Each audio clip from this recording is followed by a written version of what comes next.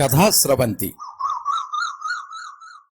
నిరంతర కథాప్రసార వాహిని కథల భాండాగారం కథాస్రవంతిని ఆదరిస్తున్న అభిమాన శ్రోతలకు నమస్కారం. ఈనాటి కథకు స్వాగతం.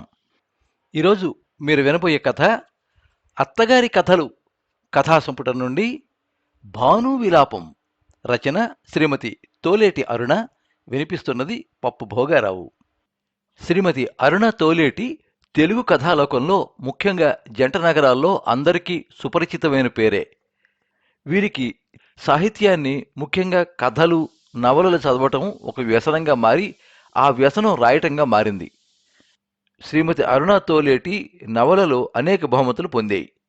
వీరు పొందిన అవార్డులు Mullapudi Venkataramana award, Gidugu Rajeswara Rao award, Malathi Chandur award మొదలైనవి.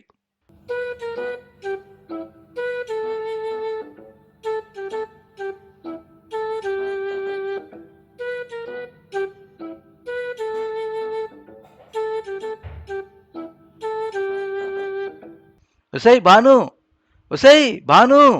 తలుపు దబదబ ఓ చేత్తో బాధేస్తూ, మరో చేత్తో కాలింగ్ బెల్ స్విచ్ బద్దలయ్యేలా వేలుతో టపటప నొక్కేస్తూ, అది చాలదన్నట్టు నోటికి కూడా పని చెబుతూ, నా పేరుని పైలోకంలో ఉన్న నా తల్లిదండ్రులకు కూడా వినపడేంత గట్టిగా కేకలు వేస్తూ, అరుస్తూ పిలుస్తున్నారు తన తమ్ముడింటికి వెళ్లి తిరిగి వచ్చిన మా అత్తగారు. పడుతూ జారుతూ పరిగెత్తికెళ్లి రెండు చేతులకి అప్పుడే పెట్టుకున్న గోరింటాకును గబగబా కడిగేసుకుని దబాలను వెళ్లి ముందుకు పడబోయిన దాన్ని ఎలాగో అలా నిలదొక్కుని తలుపు తెరిచా. ఇంతసేపటే గడి తీయటం, పైగా అసలు సంధ్య వేళ. హాసిని, అంత ముద్దురిద్దరైతే ఎట్టా? ఎవరిని ఉడకేశావా అది లేదా అని అడుగుతూ గబగబా బాత్రూం వైపు కాళ్ళు కడుక్కునేందుకని వెళ్లారు. ఏమిటే భాను, బాత్రూం అంతా గోరింటాకు, కాళ్ళు కడుక్కుందామని ఇటొస్తే అరికాళ్ళకంతా పులివేసుకుంది. పుసుక్కని జారిపడితేనేమో బొబ్బట్ల కోసం పడ్డానంటావు. ఓ చెంబుడు నీళ్లు కొట్టే తీరిక కూడా లేదే పాపం అన్నారు అత్తయ్య గారు దెప్పి పొడుపుగా. మీరు దబదబా తలుపు బాధేస్తూ ఉంటే ఆ కంగారులో నీళ్ళేం కొట్టను అన్నాను నేను. అయినా మీరు ఈ పూట రారని మీ అబ్బాయి చెబితే వెర్రి మొద్దుని గోరిండా కట్టుకుని కూర్చున్నాను. నాకేం తెలుసు మీరు ఇలా తిరిగి వచ్చేస్తారని. ఎరా, ఈ పూటకి రానని చెప్పేవా దీనికి? అత్తగారు అనదీసి అడిగారు మా శ్రీవారిని. అబ్బే, నేనేం చెప్పలేదే అమ్మా అనేశారు నా దొంగమొగుడు ఠక్కున. అవాక్కవడం నా వంతయ్యింది. సణుగుతూ గొడుగుతూ ఆవిడ వంటింట్లో కాస్త సాయం చేశారు నాకు. ఏదో ఆ పూటకు ఇంత వండుకు తిన్నాం అనిపించుకున్నాం. ఈయనగారి నిర్వాకం నచ్చలేదు నాకు. ఇట్లాంటివి నాకు కొత్త ఏమీ కాదు. మొన్న మధ్య కూడా ఇంతే, ఇలాగే చేశారు. మా చిన్నాడపడుచు రమ్య జర్మనీలో ఉంటుందిలేండి. దానికి 2 ఆడపిల్లలు, పైగా వారు కవల పిల్లలు. ఇద్దరు పిల్లలు తల్లిలాగే ఎంచక్కా ముద్దుగా ఉంటారు. పెద్ద వాలుజడతో కుందనపు బొమ్మల్లా ఉంటారు. మేము 4 పడగ్గదులు ఇల్లు కట్టుకుని అంగరంగ వైభవంగా గృహప్రవేశం చేసుకుని కొత్తింట్లోకి చేరాం. మా ఇంటి గృహప్రవేశానికి రమ్య రాలేకపోయింది. మరి తనుండేది జర్మనీ కదా పాపం. ఆ తర్వాత ఎప్పుడో ఇండియాను దర్శించుకోవడానికి ఫ్లైట్ ఎక్కి వచ్చేసింది సకుటుంబ సమేతంగా. ఎంచక్కా ఈ అచ్చట్లు ఆ ముచ్చట్లు తంతు శుభ్రంగానే జరిగిపోయింది. రమ్యకి ఇష్టమైన జున్నుపాల కోసమని ఈయన ఎందుకు సిద్ధంగా ఉన్న ఆవుల అడ్రస్లన్నీ సేకరించి ఫోన్లు కొట్టి, అదేనండి ఆవుల యజమాని కన్నమాట, జున్ను క్యాన్ ఉచ్చుకుని బయలుదేరేవారు మా ఆయన బంగారం. నా కోసం అయితే జున్ను కాదు కదా, బన్ను కూడా అని మా ఆయన సింగారం. ఇలా జున్ను తినడం, అలా వేడి చేసేస్తుందని విరుగుడు తినడం. ఇంతకీ నా బాధ తను జున్ను తిన్నదని కాదండోయ్, తను గృహప్రవేశానికి రాలేదన్నది కూడా కాదు. అసలు తంతు చెప్పనే లేదు కదూ. రమ్య జర్మనీకి తిరుగు ప్రయాణానికి అంతా సిద్ధం చేసుకుంది. మా శ్రీవారు నాతో అన్నారు, నా చెల్లెలు మన ఇంటి గృహప్రవేశానికి రాలేదు కదా, ఇదిగో ఈ 20,000 వారికిచ్చి బట్టలు కొనుక్కోమని చెప్పు అని. నేను సరేనని తగుదనమ్మా అని బయలుదేరి రమ్య ఉన్న మెయిన్ హాల్లోకి ప్రవేశించాను. రమ్య, ఈ డబ్బులు మీ అన్నయ్య ఇవ్వమన్నారు. నీ పిల్లలకి పట్టుపరికిని జాకెట్టు కుట్టించు. కొండపల్లి బొమ్మలల్లే ఉంటారు ముద్దుగా. నువ్వు అన్నయ్య గారు కూడా. నా మాట పూర్తయ్యే లోపే ముఖం చిన్నబుచ్చుకుని, ఏంటిదదినా, ఇలా మా అన్నయ్య ఇంత తక్కువగా మమ్మల్ని చూడడు. నువ్వు సగం డబ్బు నొక్కేసి ఉంటావు. 20,000కు ఇందరికీ బట్టలు వచ్చేస్తాయా? అవి పట్టువి అని నిష్ఠూరాలాడింది రమ్య. చాటు నుండి వింటున్న నా దొంగ బంగారం ముగుడు, ఏదో తెలియక చేసిందిలే, వదిలేగా, వదిలే అనేశాడు. మళ్ళీ అవాక్కైపోయాను. నా చేతికి ఈయనగారు డబ్బు ఇచ్చేటప్పుడు మా అత్తగారు వాలు కుర్చీలో కూర్చుని హోమియోపతి బుక్కు చేతబుచ్చుకుని అక్కడే కాళ్ళు ఊపుకుంటూ కూర్చుని ఉన్నారు. నాకది గుర్తొచ్చి అత్తగారి వైపు తిరిగా. చెబుతోందిగా రమ్య, అన్నగారు అలా చేయడు అని, నా వైపు ఎందుకు తిరిగి చూడ్డం అనేశారు అత్తయ్య గారు. కళ్ళు తేలేశాను. ఇంతలో మా వారు ఇంతలావు డబ్బుల కట్ట ఓ 50,000 ఉంటుందనుకుంటా రమ్య చేతిలో పెడుతూ క్షమించమన్నట్టు చూశారు రమ్య కళ్ళలోకి. ఏదో తెలియక చేసి ఉంటుందిలే అనేశారు మళ్ళీను. అయినా అంత ఇదిగా క్షమించేయమంటూ ఈయనగారు రమ్య కళ్ళలోకి చూసేయడం నాకెందుకో నచ్చలేదు. ఎవరి స్తోమత వారిది కదండి. పైగా నా వల్లే తన చెల్లెల దగ్గర క్షమాపణ కోరవలసి వచ్చినట్టు ఆ చూపేంటో. నాకు ఒక్కసారిగా దుఃఖం తన్నుకొచ్చి పౌరుషం పొడుచుకొచ్చి మా వారి బుర్ర మీద గట్టిగా 2 మొట్టబుద్ధేసింది. ఇటు అత్తగారి విసుర్లు, అటు ఆడపడుచు నసుగుళ్ళు. చేతికి మట్టి అంటకుండా తప్పించుకు తిరిగేవాడే మొగుడని అదిగో ఆ క్షణమే బాగా తెలిసొచ్చింది. దీర్ఘంగా ఊపిరి వదిలి, దాని వెనుకే ఓ నిట్టూర్పుని వదిలి, ఆలోచన నుండి తేరుకొని పడగ్గదిలోకి చేరా.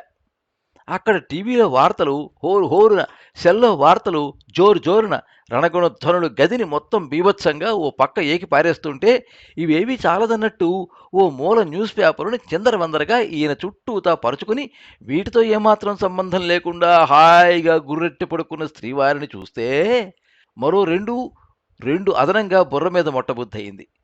ఇంటి విషయాలు గాలికొదిలేసి అక్కర్లేని ఊర్లో విషయాలు ముందుకేసుకుని భక్తిగా కొబ్బరికాయ చేత్తో పట్టుకుని వినడం. పోనీ అదన్నా పూర్తిగా వింటారా అంటే అదీ లేదు. సగంలోనూ నిద్రలోకి జారుకోవడం. అయినా వార్తలు వినడానికి ఇంత సర్కస్ చేయాలటండి. ఓ పక్క నన్ను బాగా ఇరికించేసి గుర్రెట్టు పడుకున్న శ్రీవారిని ఒక్క ముట్టికాయ నిజంగానే ముట్టేస్తే ఎలా ఉంటుంది? మొద్దు నిద్రలో ఏం తెలుస్తుందిలే అనిపించింది. ఆ ముట్టేద్దామనేవాణ్ణి, పాపం పిచ్చెదవ గాఢ నిద్రలో ఉంటేను అన్నారు అత్తయ్య గారు. ఉలిక్కిపడ్డా. నేనెందుకు ముట్టుతాను, ఇది మరీ బాగుంది అనేశాను. నీ చూపులకు అర్థం పసిగట్టలేని దద్దమననుకున్నావుటే అన్నారు అత్తయ్య గారు. మీకేం కనిపించిందో నాకు అనవసరం. మీకు మా ఆయన కొడుకైతే నాకు ఆయన మొగుడు అన్నాను ధీటుగా. వాడి మీసంలో ఓ పెద్ద వెంట్రుక ఉండేదిట. అది నువ్వే వాడు నిద్రలో ఉన్నప్పుడు పీకేసి ఉంటావని వాడు నాతో చాలా మాటలే చెప్పాడు. పోతే పోయింది లేరా ఎదవ వెంట్రుక, దానికోసం కోడలనేమో అనుకుంటాం అన్నాను నేను. నువ్వే పీకేసి ఉంటావు, అది వాడి అదృష్ట వెంట్రుకట అన్నారు అత్తయ్య గారు. పీకితే ఒక్కటి పీకుతారా ఎవరైనా? ఓ పక్క మొత్తం పీకిస్తారు కానీ అనేసాను నేను.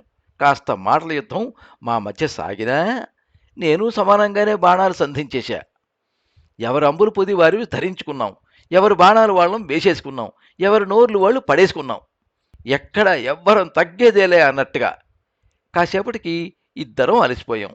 ఎవరి పక్కలోకి వారు వెళ్ళిపోయాం. మరి కాసేపటికి చల్లగా నా చేతికి ఏదో తగిలింది. నా ముక్కు వాసన పసిగట్టి అది గోరింటాకని చెప్పింది. పక్కనే అత్తయ్య గారు నా చేతికి గోరింటాకు పెడుతూ, ఒసేయ్ భాను, ఇందాక నువ్వు అడిగావు కదటే, మీకెలా కనిపించిందో కానీ నాకు అనవసరం అంటూ, నాకు మీ మామగారు నన్ను ఇరికించినప్పుడల్లా నీకు వల్లే ముట్టికాయలు వేయాలనిపించేది ఆయన్ని అన్నారు. మరి వేశారా అత్తయ్య గారు అని అడిగా. ఎక్కడా, మా అత్తగారు తాటకిలా నా పైన ఒక కన్నేసి ఉంచితే అంటూ నవ్వేశారు. అప్రయత్నంగా కిటికీ వైపు చూసిన నాకు వినీలాకాశంలో చందమామ నన్ను చూసి సన్నగా నవ్వుతూ బిందు పరిమాణంలో మబ్బుల చాటుకు కరుగుతూ ఒదిగిపోతున్నట్టుగా అనిపించింది. మీ మామయ్య గారికి ఒకనాటి రాత్రి పంటి నొప్పి అని లేచి కూర్చున్నారు. దానికి మా అత్తగారు ఏమన్నారో తెలుసా? నువ్వే వాడి దవడ వాయిగొట్టుంటావు అని. మీ మామయ్య గారు అన్నారు, కొట్టగలిగేదే అయితే 2 దవడలు వాయిగొట్టేది కదా అని. అత్తయ్య గారు తడుముకోకుండా నవ్వేశారు. ఆవిడ నవ్వులో నేను శృతి కలిపాను. మరునాడు గోరింటాకు పెట్టుకుని చేయి కడిగి చూస్తే చందమామ తెల్లని తన మేనిఛాయని కడిగేసుకుని ఎర్రని సూర్యుడై ఉదయించినట్టు అనిపించింది. మాటే మధుకలశం, జ్ఞాపకాలే నిత్య సుగంధం, జీవితం అంటేనే మధురాతి మధురం.